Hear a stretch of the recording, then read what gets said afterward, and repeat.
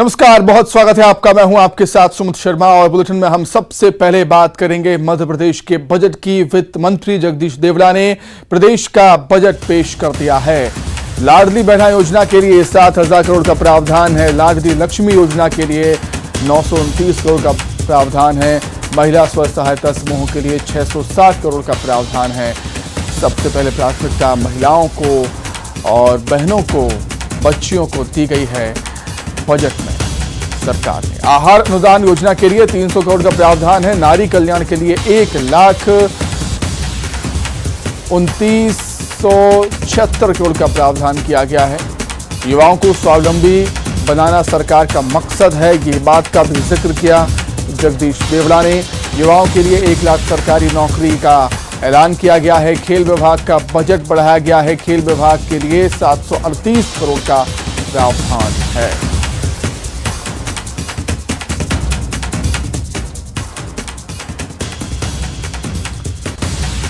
खासतौर से महिलाओं पर फोकस नजर आता है, युवतियों पर फोकस यहां पर नजर आता है। लाडली बहना योजना के लिए 7,000 करोड़ का प्रावधान किया गया है इस बजट में। जिस तरीके से जो अभी नई योजना लॉन्च की है बीजेपी के सरकार ने प्रदेश में, लाडली बहना योजना, उसके लिए 7,000 करोड़ का प्रावधान रखा गया है।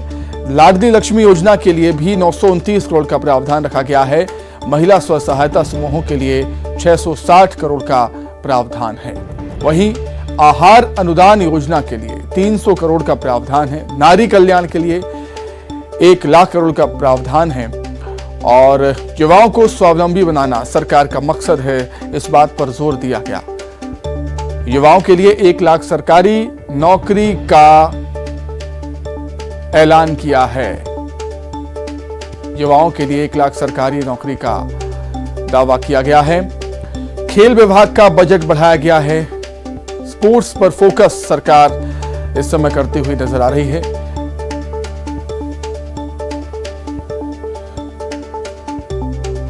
खेलो इंडिया यूथ गेम्स हुआ इस बार मध्य प्रदेश में। खेल विभाग के लिए 738 करोड़ का प्रावधान बजट में किया गया है। तो कई बड़े ऐलान इस बजट में किए गए हैं वित्त मंत्री जगदीश देवड़ा के जरिए। एक लंबा भाषण उनका हमें सुनने को मिला विपक्ष के हंगामे के बीच। एक तरफ जगदीश देवड़ा बोलते रहे, दूसरी तरफ विपक्ष के नेता हंगामा करते रहे।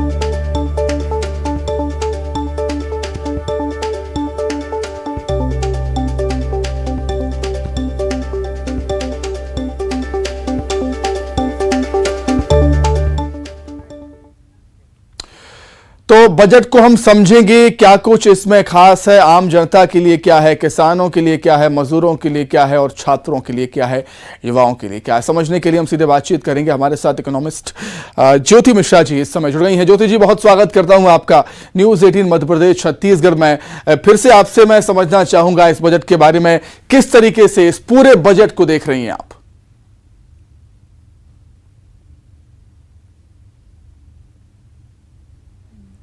सुमित, सबसे पहले ज्योति शर्मा जी माफ कीजिएगा जी। मैं ऐसे देख रही हूँ कि सबसे पहले बजट का अगर हमें विश्लेषण करना है तो अलग अलग वर्गों के हिसाब से देखना होगा उसको।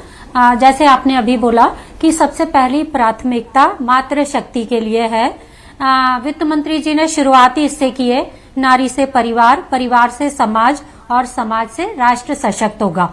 तो इसमें लाडली बहना योजना, लाडली लक्ष्मी योजना, इवन कॉलेजेस के लिए गांव की बेटी योजना, मातृत्व वंदना योजना, ऐसी बहुत सारी योजनाएं हैं। शायद प्रदेश में इस समय जितनी योजनाएं महिलाओं के लिए, बच्चियों के लिए, छात्राओं के लिए चल रही हैं, उतनी और किसी प्रदेश में मुझे नहीं लगता है कि चल रही होंगी।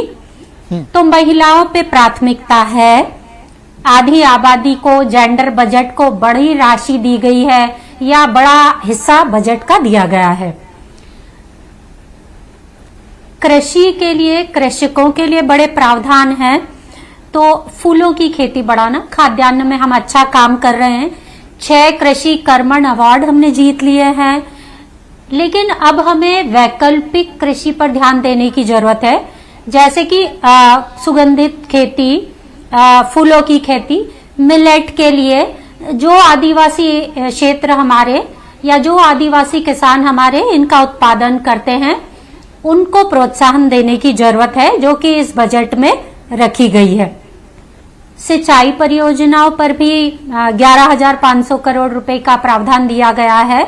ये भी अच्छी बात है, क्योंकि कृषि के पिछड़ेपन के लिए सिंचाई के स्रोत कम होना भी एक बड़ा कारण है।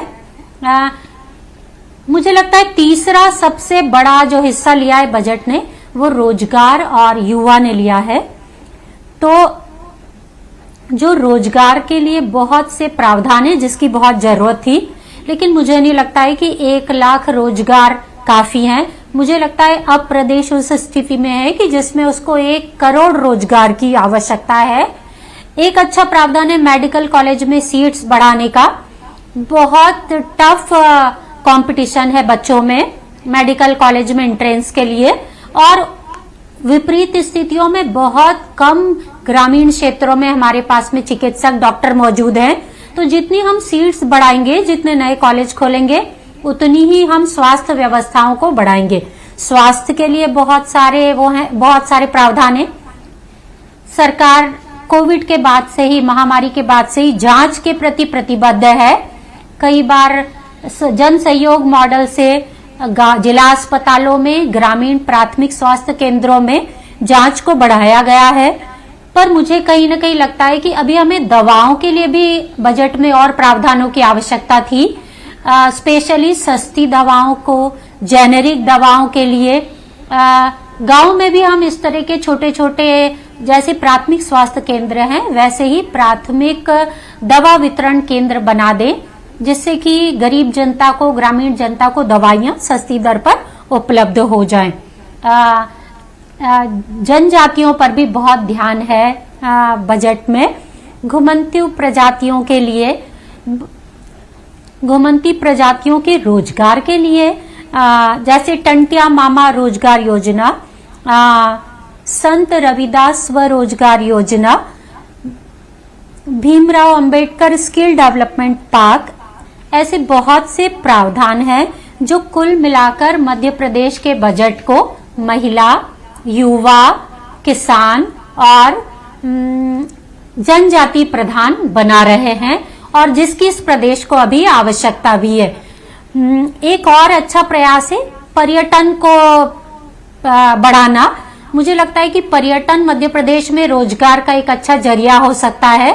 हम बच्चों को स्कूल में, कॉलेज में पर्यटन के डिप्लोमा कोर्सेज, पर्यटन के डिग्री कोर्सेज, इवन मुझे लगता है गाइड अभी हमें अच्छे पर्यटन स्थलों पर उपलब्ध नहीं है, तो हम इस तरह के कोर्सेज उन्हें नई शिक्षा नीति के माध्यम में, वोकेशनल कोर्सेज के माध्यम से पढ़ा दें या उसमें उनका स्किल डेवलप कर दें, ताकि वो आसपास के क्षेत्रों में। ठीक है मैम, मैं लौटूंगा आपके पास। तो मेहमान हमारे साथ लगातार बने हुए हैं, चर्चा हम करेंगे, लेकिन सीएम शिवराज सिंह चौहान का क्या कुछ कहना है बजट को लेकर, वो भी जानना बेहद जरूरी है। आइए सुन लेते हैं।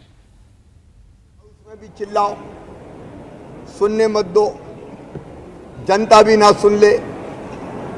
मैंने आग्रह किया सार्वजनिक रूप से खड़े रहकर, मीडिया भी गवाह है कि कम से कम बजट भाषण तो जिसको जनता सुनना चाहती है वो ढंग से हो जाने दो। लोकतंत्र की परंपरा है, आप अपना जब बजट पर चर्चा होती जो कहना होता कहते हैं, लेकिन ना कोई अनुशासन है, ना लोकतांत्रिक मूल्यों में विश्वास, केवल झूठ झूठ और झूठ परोसना, तो झूठ की दुकान हो गई है कांग्रेस। गृहमंत्री डॉक्टर अमित शाह ने भी बजट को लेकर अपना रिएक्शन दिया है, प्रतिक्रिया दी है, वो भी सुन लेते हैं। आपने जो झूठ बोला है, पहले ये स्पष्ट करो कि पिछली बार जो 2 लाख रुपया 10 दिन में कर्जा माफ करने का कहा था, वो क्यों नहीं कर पाए? ये प्रदेश की जनता अच्छे से समझती है। 4000 का बेरोजगारी भत्ता देने का कहा था, क्यों नहीं दिया? अभी एक नया झूठ चालू कर दिया, नकल करना चालू कर दिया आपने, और इसलिए आप ये तय मान के चलिए काठ की हाड़ी दोबारा नहीं चल। तो सुना आपने, गृहमंत्री अमित शाह ने कांग्रेस पर यहां पर आरोप लगाए थे। कांग्रेस की जब सरकार बनी थी प्रदेश में, तब जो वादे कांग्रेस ने किए थे उन वादों को पूरा नहीं करने के आरोप अमित शाह यहां पर लगाते हुए नजर आए हैं। वहीं सीएम शिवराज सिंह चौहान ने भी फटकार एक तरीके से हम कहेंगे लगाई है विपक्ष को, क्योंकि जगदीश देवड़ा अपना भाषण दे रहे थे, बजट पढ़ रहे थे, उसी दौरान विपक्ष के नेता, कांग्रेस के नेता लगातार हंगामा कर रहे थे।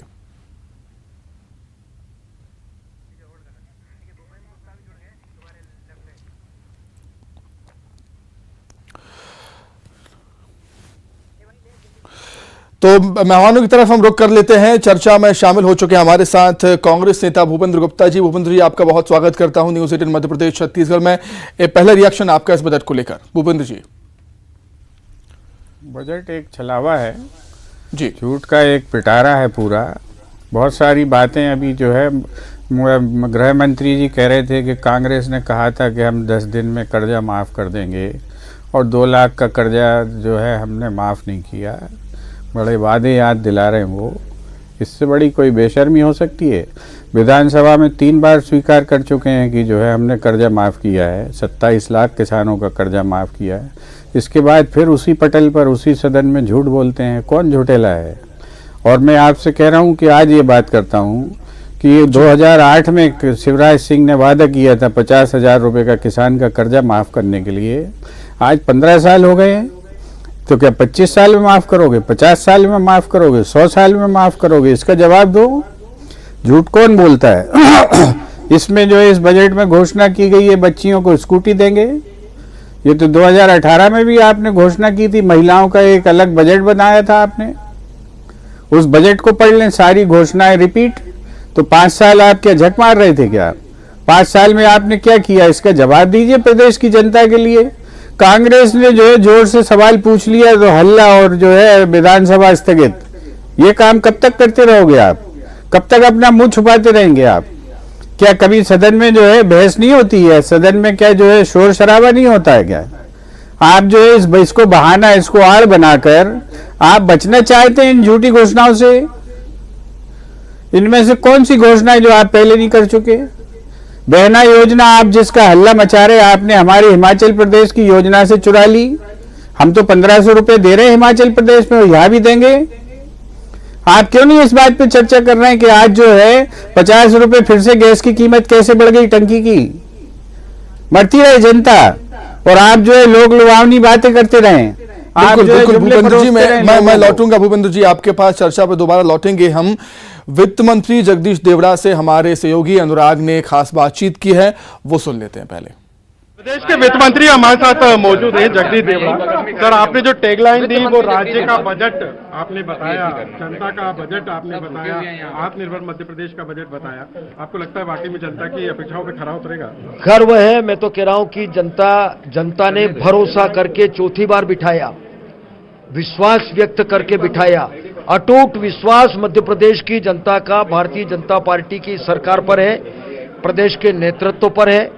निश्चित रूप से अपार उत्साह है लोगों में, और इस बजट को लेकर के निश्चित रूप से मुझे लगता है कि लोगों के मन में काफी श्रद्धा इस पार्टी के प्रति। सर, जो बालिका योजना जो आप लोगों ने घोषित की है 1000 रुपए हर महीने देने का, आपको लगता है ये एक बड़ा गेम चेंजर साबित होगी, और इसमें बड़ी राशि जो 8000 करोड़ है वो काफी है? मुझे लगता है कि सबको लगता नहीं है कि इस प्रकार की जो महिलाएं हैं, विधवा है, तलाकशुदा है, परित्यक्ता है, वो भी इस पात्रता में आती है। 23 साल से लगा करके 59 साल तक की जो विवाहित महिलाएं हैं, जो गरीब है, जो हमेशा अपने खाते में पता नहीं पैसा उनके रहता कि नहीं। ये तो प्रधानमंत्री नरेंद्र मोदी जी को धन्यवाद देंगे कि हर गरीब से गरीब का उन्होंने खाता खुलवाया, और खाता खुल गया तो अब उसमें 1000 रुपये महीना आएगा। वो गरीब महिला अपने बच्चों के साथ कुछ खर्चा करना चाहती है, कुछ खिलाना पिलाना चाहती है, कुछ कपड़े का प्रबंध करना चाहती है, तो कितना उसको संतोष मिलेगा। मुझे लगता है कि इस योजना की सराहना पूरा देश करेगा। डिफाल्टर किसानों तो मेहमानों का रुख हम कर लेते हैं। नेहा बग्गा जी ने हमें ज्वाइन कर लिया है, बीजेपी प्रवक्ता। नेहा जी, बहुत स्वागत करता हूं आपका न्यूज़ 18 मध्य प्रदेश छत्तीसगढ़ में। भूपेंद्र जी कह रहे हैं, कांग्रेस कह रही है कि बजट में कुछ नहीं है, झूठी घोषणाएं हैं केवल। किस तरह डिफेंड करेंगे आप, नेहा जी? देखिए, कांग्रेस तो एक रुदाली गैंग बनी हुई है। आप देखिए, बजट जब डिजिटलाइज लाने की बात हुई तो गोविंद सिंह जी वहां पर खड़े हो गए। उन्होंने कहा कि मैं इसका विरोध करूंगा। पूरी दुनिया आज, पूरा विश्व आज डिजिटलाइज हो रहा है और 40% का कंट्रीब्यूशन तो हमारा देश कर रहा है पूरे विश्व में।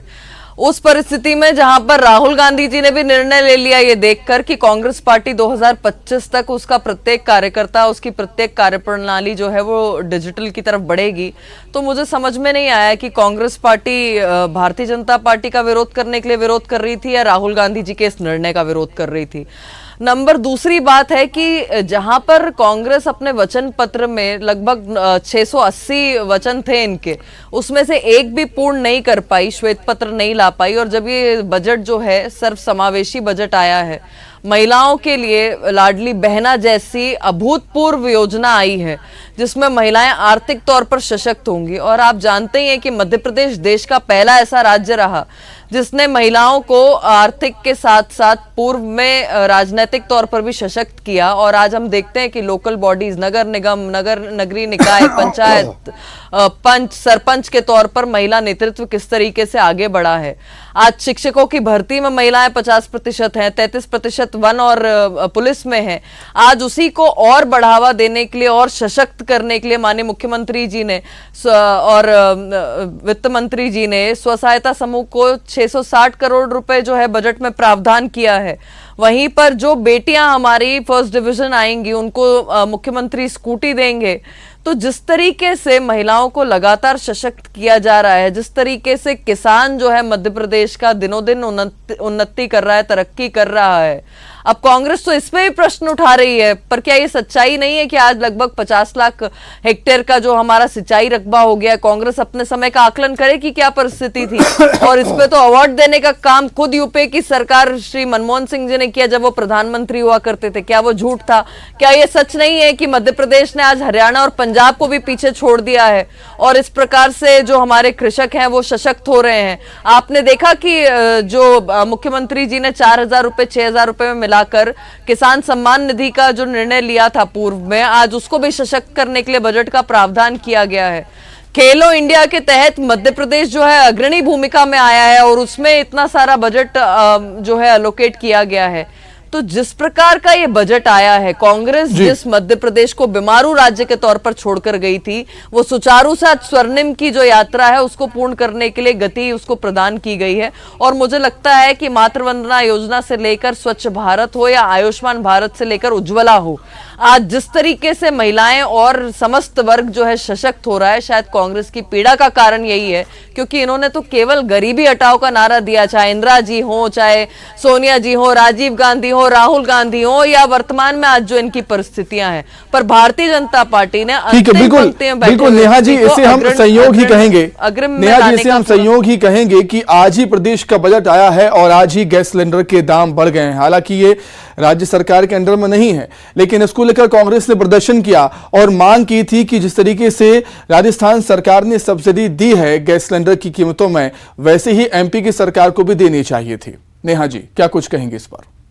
बहुत अच्छा है और मैं तो जरूर इस पर जवाब देना भी चाहती थी। अच्छा हुआ आपने प्रश्न खुद कर लिया। देखिए, कांग्रेस वचन पत्र में कहती है 5-5 रुपए पेट्रोल डीजल में कम करेगी। अभी हिमाचल चुनाव से पहले भी यही हुआ था। मात्र 3 दिन सरकार बने हुए हिमाचल में और इन्होंने दाम बढ़ा दिए। नंबर दूसरी बात की गैस की या पेट्रोलियम प्रोडक्ट्स की जब हम बात करते हैं तो हम जानते हैं कि जिस प्रकार से हम इंपोर्ट करते हैं, आज यूक्रेन और रशिया की जो परिस्थिति है, जो युद्ध चल रहा है, उसकी वजह से समस्त दुनिया जो है इससे प्रभावित हो रही है। नंबर तीसरी बात की भारतीय जनता पार्टी ने तो कोविड के बाद दाम टैक्सेस कम करने का काम किया था, वैट कम करने का काम किया था, पर कांग्रेस ने अपने शासित राज्यों में इसको नहीं किया और वो अड़ी रही, जनता पर बोझ जो है वो बरकरार रहा। आपको यह भी याद होगा कि कांग्रेस पार्टी जब केंद्र में हुआ करती थी तो मनमोहन सिंह जी ने कहा था कि पैसा जो है वो पेड़ पर नहीं लगता है। राजीव गांधी कहते थे 1 रुपया बेचता हूं तो 15 पैसे पहुंचते हैं। रेणुका चौधरी इतना जोर से हंसी थी जब सिलेंडर के दाम बढ़े थे और उन्होंने कहा, ओ माय गॉड, क्या हमारे देश के लोग इतने गरीब हैं, दे आर सो पुअर, कि थोड़ा सा जो अगर बढ़ोतरी होती है तो ठीक है। नेहा जी मैं आपके पास लौटूंगा, नेहा जी मैं आपके पास लौटूंगा। मैं मैम से समझना चाहूंगा कि किस तरीके से, शर्मा मैम मैं आपसे ये समझना चाहूंगा कि आर्थिक सेहत प्रदेश की बनी रहे और आर्थिक सेहत को बूस्ट करने के लिए, प्रदेश की अर्थव्यवस्था को बूस्ट करने के लिए आपको इस बजट में क्या नजर आता है?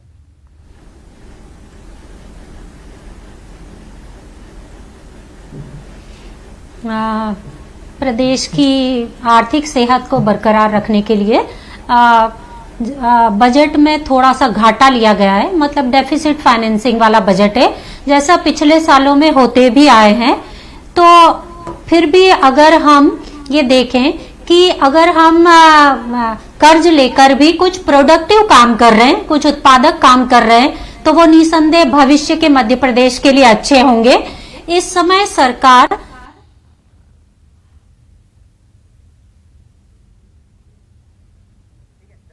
जी, चलिए ठीक है, बहुत शुक्रिया आप तीनों का हमारे साथ जुड़ने के लिए। भूपेंद्र जी आपका बहुत धन्यवाद, नेहा जी आपका भी बहुत शुक्रिया, और ज्योति मैम आपका भी बहुत शुक्रिया जुड़ने के लिए, तमाम चर्चा में शामिल होने के लिए। तो उसी के साथ ही बुलेटिन में फिलहाल इतना ही।